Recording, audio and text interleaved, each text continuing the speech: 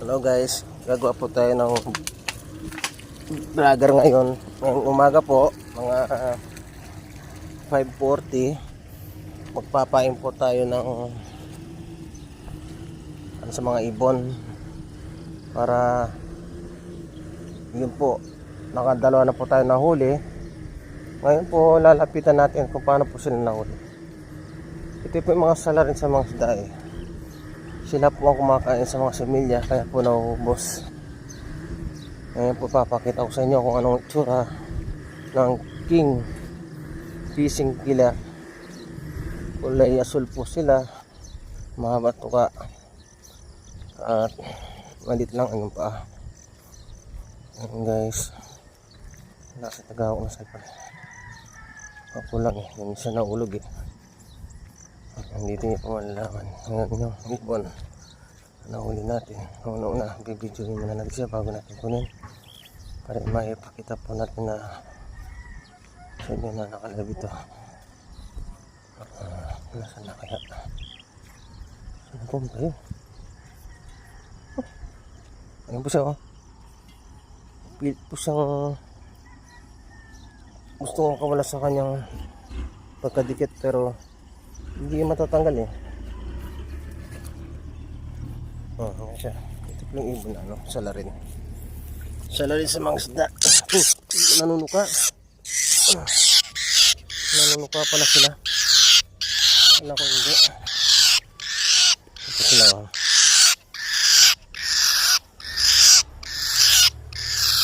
Ganda siya, pati ko muna. Meron tayong sa dun eh. Lagi ko malagay ito. Para makita nyo naman. Nanunuka pala to. Ito pala itong ibon na to.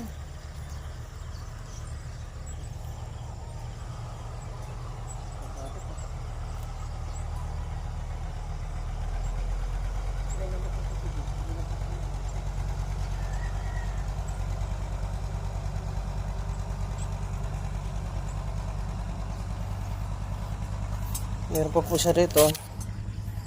Ito, napitin natin. Ang bilis na pahinga. Walang kapagod-pagod.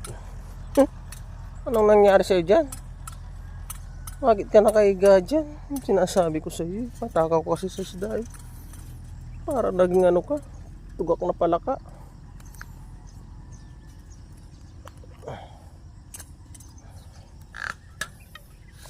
Ayun siya. Dalawa na po agad. Ano natin? Nahuli. Kaya na po guys, ang nahuli natin.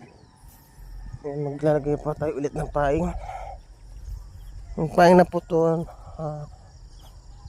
ano lang, paing sa daga. Dinidikit na. Yan ang sinasabi ng king pila. Itong ibon na ano, makain ng similya. Mahirap pa rin ito. Yan lang. Dahil sa madiskarte nga ang ginawa.